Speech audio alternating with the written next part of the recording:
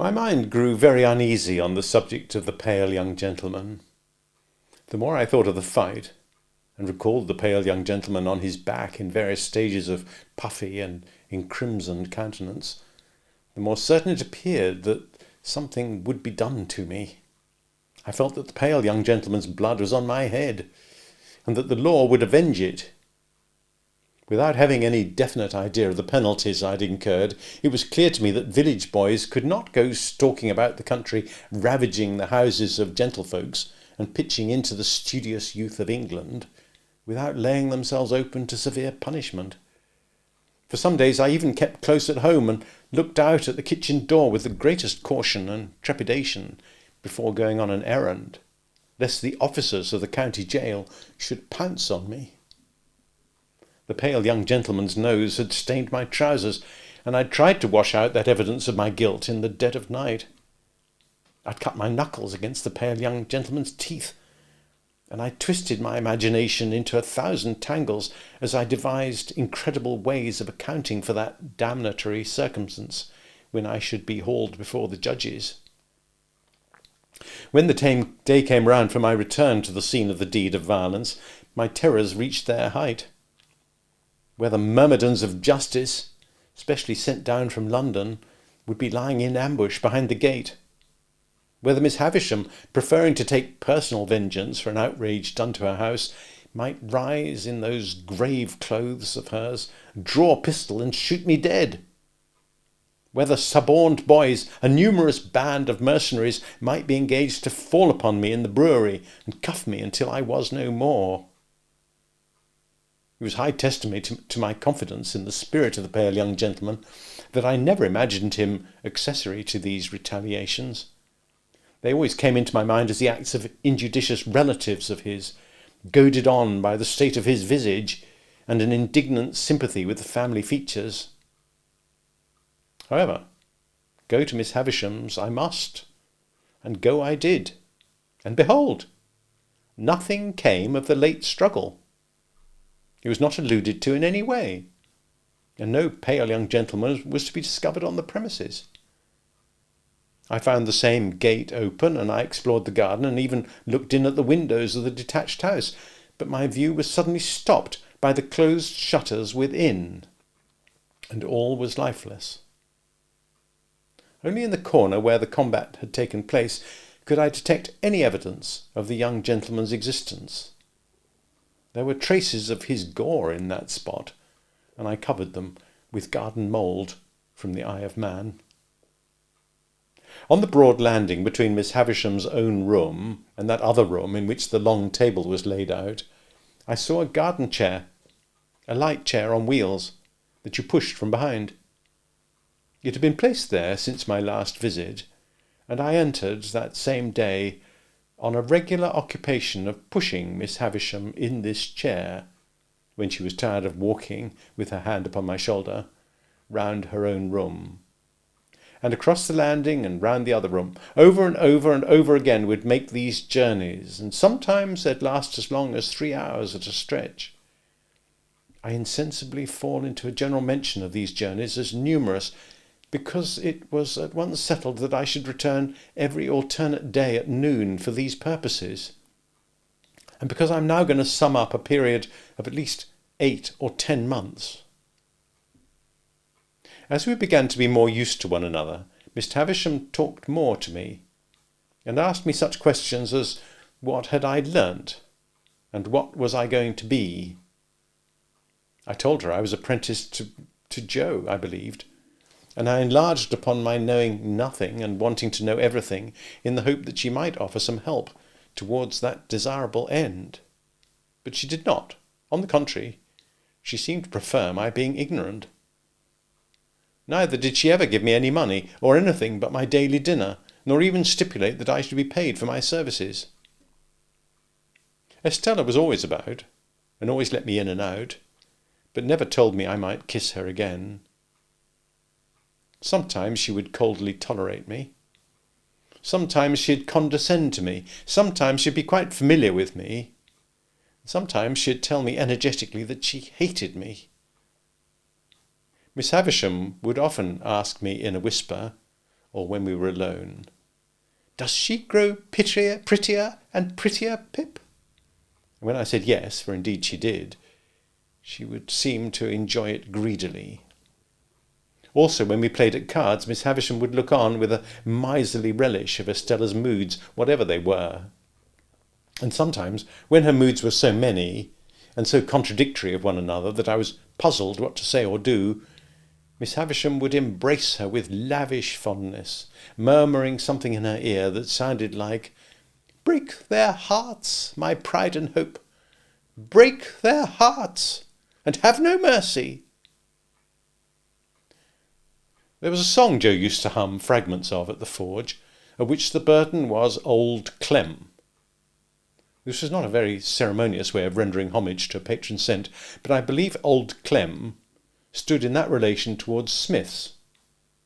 It was a song that imitated the measure of beating upon iron, and was a mere lyrical excuse for the introduction of Old Clem's respected name. Thus, you were to hammer boys round Old Clem, with a thump and a sound, Old Clem. Beat it out, Old Clem, with a clink for the stout, Old Clem. Blow the fire, Old Clem. Roaring drier, soaring higher, Old Clem.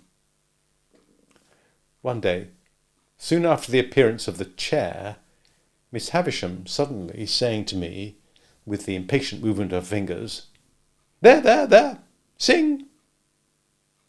I was surprised into crooning this ditty as I pushed her over the floor. It happened so to catch her fancy that she took it up with a low, brooding voice, as if she was singing in her sleep. After that it became customary with us to have it as we moved about, and Estella would often join in, though the whole strain was so subdued, even when there were three of us, that it made less noise in the grim old house than the lightest breath of wind. What could I become with those surroundings? How could my character fail to be influenced by them? Is it to be wondered at if my thoughts were dazed as my eyes were when I came out into the natural light from the misty yellow rooms? Perhaps I might have told Joe about the pale young gentleman if I had not previously been betrayed into those enormous inventions to which I had confessed. Under the circumstances, I felt that Joe could hardly fail to discern in the pale young gentleman an appropriate passenger to be put into the black velvet coach. Therefore I said nothing of him. Besides, that shrinking from having Miss Havisham and Estella discussed, which had come upon me in the beginning, grew much more potent as time went on. I reposed complete confidence in no one but Biddy. But I told poor Biddy everything. Why it came natural to me to do so, and why Biddy had a deep concern in everything I told her, I did not know then, though I think I know now. Meanwhile, councils went on in the kitchen at home, fraught with the most insupportable aggravation to my exasperated spirit.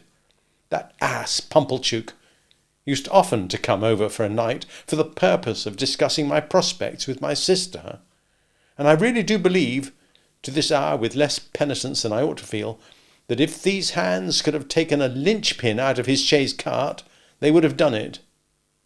The miserable man was a man of that confined stolidity of mind that he could not discuss my prospects without having me before him, as it were, to operate upon, and he had dragged me up from my stool, usually by the collar, where I was quiet in a corner, and putting me before the fire as if I was going to be cooked, would begin by saying, "Now, Mum, here is this boy which you brought up by hand. Hold up your head, boy, and be for ever grateful unto them which so did do. Now, Mum, with respections to this boy," and then he'd rumple my hair the wrong way, which, from my earliest remembrance, as already hinted, I have in my soul denied the right of any fellow creature to do, and would hold me before him by the sleeve, a spectacle of imbecility only to be equalled by himself. Then he and my sister would pair off in such nonsensical speculations about Miss Havisham, and about what she would do with me and for me, that I used to want, quite painfully, to burst into spiteful tears, fly at Mr. Pumblechook and pummel him all over. In these dialogues, my sister spoke to me as if she were morally wrenching one of my teeth out at every reference, while Pumblechook himself, self-constituted my patron, would sit supervising me with a deprecatory eye, like the architect of my fortunes who thought himself engaged on a very unremunerative job. In these discussions Joe bore no part. He was often talked at, while they were in progress, by reason of Mrs. Joe's perceiving that he was not favourable to my being taken from the forge. I was fully old enough now to be apprenticed to Joe, and when Joe sat with the poker on his knees, thoughtfully raking about the ashes between the lower bars, my sister would so distinctly construe that innocent action into opposition on his part, that she would dive at him, take the poker out of his hands, shake him, and put it away. There was a most irritating end to every one of these debates. All in a moment, with nothing to lead up to it, my sister would stop herself in a yawn, and catching sight of me as if it were incidentally, would swoop upon me with, "Come, there's enough of you. You get along to bed. You've given enough trouble for one night, I hope," as if I had besought them as a favour to bother my life out. We went on in this way for a long time, and it seemed likely that we would continue to go on in this way for a long time, when, one day, Miss Havisham stopped short as she and I were walking, she leaning on my shoulder, and said with some displeasure, "You're growing tall, Pip." I thought it best to hint through the medium of a meditative look that this might be occasioned by circumstances over which I had no control. She said no more at the time, but she presently stopped and looked at me again, and presently again, and after that looked frowning and moody. On the next day of my attendance, when our usual exercise was over, and I had landed her at her dressing table, she stayed with me a movement of her impatient fingers. "Tell me the name again of that blacksmith of yours." "Joe Gargery, ma'am." "Meaning the master you were to be apprenticed to?" "Yes, Miss Havisham." "You had better be apprenticed at once. Would Gargery come here with you and bring your indentures, do you think?" I signified that I had no doubt he would take it as an honour to be asked. "Then let him come." "At a particular time, Miss Havisham?" There, I know nothing about times. Let him come soon, and come along with you." When I got home at night and delivered this message for Joe, my sister went on the rampage in a more alarming degree than at any previous period. She asked me and Joe whether we supposed she was doormats under our feet, and how we dared to use her so, and what company we graciously thought she was fit for. When she had exhausted a torrent of such inquiries, she threw a candlestick at Joe, burst into loud sobbing, got out the dustpan, which was always a very bad sign, put on her coarse apron, and began cleaning up to a terrible extent. Not satisfied with the dry cleaning, she took to a pail and scrubbing brush and cleaned us out of the house and home, so that we stood shivering in the backyard. It was 10 o'clock at night before we ventured to creep in again, and then she asked Joe why he hadn't married a negress slave at once. Joe offered no answer, poor fellow, but stood feeling his whiskers and looking dejectedly at me, as if he thought it really might have been a better speculation.